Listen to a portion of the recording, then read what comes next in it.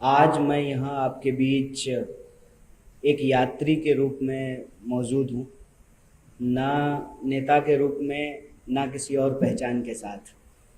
और भारत जोड़ो यात्रा की तरफ से सबसे पहले महाराष्ट्र, जो कि पुनर्जागरण की धरती है, संतों, महात्माओं, सामाजिक कार्यकर्ताओं, त्याग, तप, वीरता, सामाजिक आंदोलनों की भूमि है। इस भूमि को हम नमन करते हैं और ये बड़ा अच्छा संयोग है कि हमारी यात्रा, भारत जोड़ो यात्रा, नांदेड़ जिले में प्रवेश की है। और नांदेड़ के बारे में आप सब लोग जानते हैं कि भारत में धार्मिक सद्भाव और धार्मिक एकता का एक बेहतरीन उदाहरण नांदेड़ में देखने को मिलता है। मैं अपनी बात आपसे करूं उससे पहले दो सूचना आपसे साझा करना चाहता हूं। एक तो ये कि हमारे एक सहयात्री जो अपनी स्वेच्छा से वॉलंटियरली इस यात्रा में चल रहे थे, कल एक दुखद घटना में, रोड एक्सीडेंट में उनकी मौत हो गई सड़क पार करते हुए। हम इस प्रेस कॉन्फ्रेंस के माध्यम से उनके प्रति अपनी संवेदना व्यक्त करते हैं।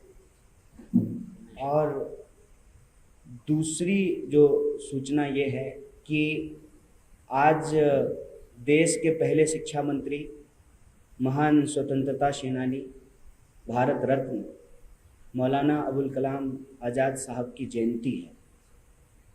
और मैं समझता हूँ कि जब हम नांदेड़ में हैं और भारत जोड़ो यात्रा का जो एक सबसे मजबूत और स्पष्ट मैसेज है, संदेश है कि हम किसी भी तरह की नफरत और समाज को बांटने वाली सोच, विचारधारा और राजनीति के विरुद्ध हैं। सामाजिक एकता, सद्भाव, मोहब्बत, प्रेम, भाईचारा, यही इस यात्रा का संदेश है। तो आज का दिन जब हम मौलाना अबुल कलाम आज़ाद साहब को याद कर रहे हैं, तो कुछ चीज़ें हम लोगों को अपने दिमाग में दोबारा लाने की ज़रूरत है। एक तो ये कि आप सब जानते हैं कि जिन्ना प्रैक्टिसिंग मुसलमान नहीं थे, लेकिन उन्होंने मुस्लिम पहचान की राजनीति की। और मौलाना अबुल कलाम आज़ाद एक इस्लामिक स्कॉलर थे, लेकिन आज़ाद भारत में उन्होंने मॉडर्न एजुकेशन को एस्टेब्लिश किया। और उनका एक मशहूर कोट है कि दिल से दी गई शिक्षा समाज में क्रांतिकारी बदलाव लाती है। ना उन्होंने धर्म को मेंशन किया, ना उन्होंने खैरात को मेंशन किया, ना उन्होंने भीख को मेंशन किया।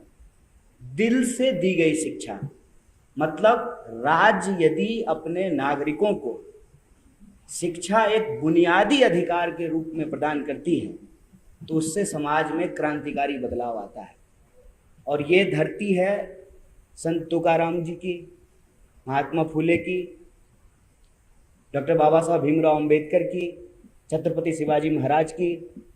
आप किसी के भी जीवन को देखेंगे तो एक जो मूल चीज आपको देखने को मिलेगा वो है शिक्षा का महत्व।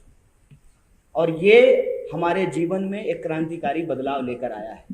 जब हम कहते हैं कि महाराष्ट्र पुनर्जागरण की धरती है, तो इसके पीछे जो सबसे बड़ा योगदान है वो है शिक्षा का, वो एजुकेशन का एक बहुत बड़ा रोल है। हम लोग जब अपने देश के पहले शिक्षा मंत्री के बारे में बात कर रहे हैं, तो हमको ये याद रखना चाहिए कि इस यात्रा के ऊपर सबसे ज़्यादा जो बीजेपी कीचड़ उछाल रही है, उसमें एक धब्बा जो लगाने का वो प्रयास बार बार कर रही है कि भारत तो पहले से जुड़ा हुआ है, भारत को कांग्रेस ने विभाजित किया। ये झूठ वो बार बार बोल रहे हैं। आप मीडिया के साथी हैं, आपसे वो अक्सर अपने सवाल जवाब में ये बात कह रहे हैं। नहीं तो उनके पास व्हाट्सएप की एक बहुत बड़ी इंडस्ट्री है जिस पे वो झूठ चलाते हैं। तो मैं आपसे ये साझा करना चाहता हूँ कि जिन्ना की विभाजनकारी राजनीति के साथ आज जो लोग गद्दी पे बैठे हुए हैं, उनकी विचारधारा से संबंधित संगठन हिंदू महासभा का गहरा संबंध था। आप जानते हैं कि 47 से पहले भी देश में चुनाव हुए थे और उन चुनावों में हिंदू महासभा और मुस्लिम लीग मिल करके सरकार बनाई थी। जबकि हकीकत क्या है, जिन्ना कहते थे कि हिंदू और मुसलमान साथ नहीं रह सकते, और दूसरी तरफ जो हिंदू महासभा के नेता थे वो कहते थे हिंदू और मुसलमान साथ नहीं रह सकते। इसी बंटवारे ने, इसी नफरत की राजनीति ने देश को एक बार विभाजित कर चुका है। और आज जब हम 2022 में भारत जोड़ो यात्रा निकाल रहे हैं तो हमारी सबसे बड़ी चिंता यही है कि जो देश जमीन से जुड़ा हुआ है, जो देश ज्योग्राफिकली जुड़ा हुआ है, वह देश इमोशनली भी जुड़ा रहे। जमीन के साथ साथ हमारी भावनाएं भी जुड़ी रहे, हमारी उम्मीदें भी जुड़ी रहे, हमारी आशाएं भी जुड़ी रहे। इस देश के किसी भी नागरिक को, चाहे वो समाज के अंतिम पायदान पे खड़ा व्यक्ति हो, उसको कभी ये महसूस ना हो कि इस देश में उसके भविष्य की चिंता नहीं की जा रही है। हम ये महसूस कर रहे हैं कि लगातार राजनीतिक विमर्श से, सामाजिक विमर्श से, परिवार के व्हाट्सएप ग्रुप में, स्कूल के व्हाट्सएप ग्रुप में लोगों के बुनियादी सवाल गायब कर दिए गए हैं और जो गैर जरूरी चीजें हैं उस पर फोकस किया जा रहा है। इतिहास को गलत तरीके से प्रस्तुत करके हमारे वर्तमान का अपहरण किया जा रहा है और हमारे भविष्य को अंधेरे में डाला जा रहा है। इसी परिस्थिति को समझते हुए यह भारत जोड़ो यात्रा एक पवित्र उद्देश्य लेकर के चली है। आज जब मैं सुबह चल रहा था, हम लोग रोज लगभग 20 से 25 किलोमीटर चलते हैं, तो कई लोग यात्रा के दौरान मिलने के लिए आए। अमूमन आज का फैशन ये है कि लोग फोटो खिंचा के चले जाते। मैंने कुछ लोगों से बातचीत की और वो मैं आपसे साझा करना चाहता हूँ। आज जब कुछ लोग आए, मैंने पूछा कि आप क्या करते हैं, तो कुछ लोगों ने कहा कि हम किसान हैं। वे आप यात्रा में क्यों आए हैं? उन्होंने कहा कि हमको हमारे गन्ने का दाम नहीं मिल रहा है, हमारी जो मांग थी उसको पूरा नहीं किया गया है, फसल का दाम दुगना करने की बात थी वो नहीं हो रहा है। कुछ ऐसे नौजवान थे जो कॉरपोरेट में नौकरियां करते थे इसी इलाके के, और घर से बहुत दूर जा कर के औरंगाबाद में उन्होंने इंजीनियरिंग की पढ़ाई की, MBA की पढ़ाई की, और लॉकडाउन के बाद जो है वो जब वर्क फ्रॉम होम कर रहे थे, अचानक एक दिन कॉल आया और उनसे उनकी नौकरियां छीन ली गई। कुछ ऐसी महिलाएं थी जिन्होंने साफ साफ कहा कि हम इस यात्रा में चल रहे हैं क्योंकि लगातार किचन चलाना, घर बार चलाना मुश्किल होता जा रहा है, पूरा का पूरा हमारा बजट बिगड़ गया है। जब हम ये सवाल पूछ रहे थे तो इसी बीच उनमें से एक यात्री ने पूछा कि आप क्यों चल रहे हैं? हमने कहा कि हम इसलिए चल रहे हैं कि इस देश के लाखों करोड़ों लोग रोज अपना जीवन जीने के लिए चलते हैं। हम तप करके, और राहुल जी बार बार एक शब्द का इस्तेमाल कर रहे हैं, तपस्या का। तपस्या क्या होता है? जब कोई चीज तपता है, कहते हैं ना कि सोना तप कर ही खड़ा होता है, तो वो पक्का होता है, वो मजबूत होता है। और आप महाराष्ट्र के लोग हैं, आप जानते हैं कि आपके यहाँ एक से एक तपस्वी पैदा हुए। उन्होंने अपने जीवन में त्याग किया, तपस्या की, और आपके हाथ में एक बहुत बड़ा विरासत दिया है कि आप गर्व से कह सकते हैं कि आप महाराष्ट्र की धरती से आते हैं, आपका जन्म इस महान भूमि पे हुआ है। उस मायने, उस मतलब को हम समझने के लिए चल रहे हैं कि जो दर्द हम महसूस करते हैं उस दर्द में और कितने ऐसे नौजवान हैं जो शामिल हैं, जो शरीक हैं। और हम ये महसूस कर रहे हैं कि नौजवान चाहे बिहार का हो या नौजवान महाराष्ट्र का हो, जो सरकार की योजनाएं हैं उसके चलते उनका भविष्य अंधकार में जा रहा है। यहाँ भी ऐसे नौजवान मिले जो NCC में थे या किसी प्राइवेट आर्मी एकेडमी में ट्रेनिंग लिए हैं। उनको लगता है कि उनको अब आर्मी में नौकरी नहीं मिल सकती है क्योंकि सरकार नौकरियां खत्म कर रही है। और मेरी उस बात से वो सहमत होते हुए नजर आए कि आपके बच्चे की नौकरी की गारंटी नहीं है।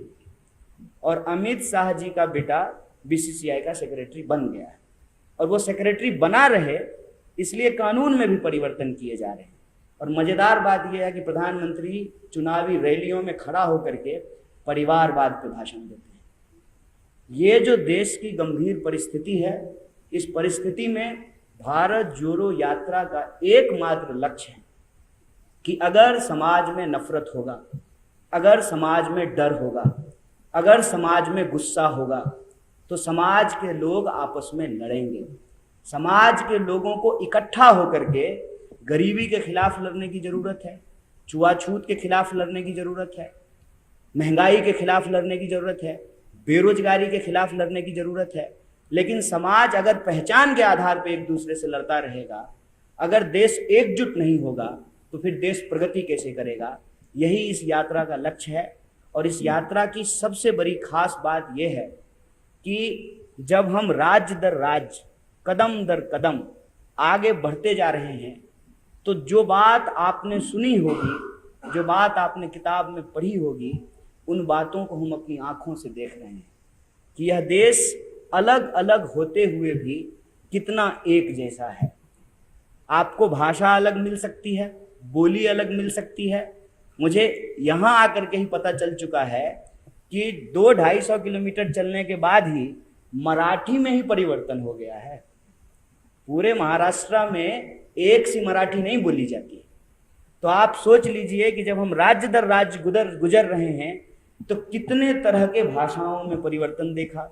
लोगों की खान पान, बोली, विचार, जीवन जीने के तरीके, मकान और दुकान के बनाने के तरीके, ये देख करके लगता है कि यह देश इतना विविध है और इसकी विविधता इसकी ताकत है।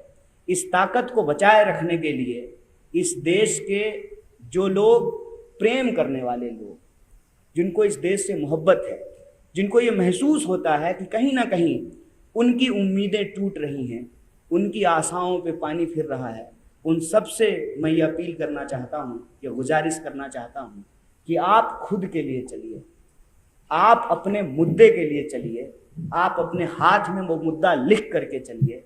कोई अगर महिला चलना चाहती है तो वह नारी सुरक्षा के लिए चले, कोई नौजवान यदि चलना चाहता है तो रोजगार के लिए चले, कोई अगर सामान्य परिवार चलाने वाला व्यक्ति है तो वो महंगाई को लेकर के चले, कोई किसान अपने फसल के दाम को लेकर के चले। और मीडिया के कुछ साथी इसलिए भी चल सकते हैं कि सरकार की तमाम बदनामियों को छुपाने का काम आज आपके कंधे पे आ गया है।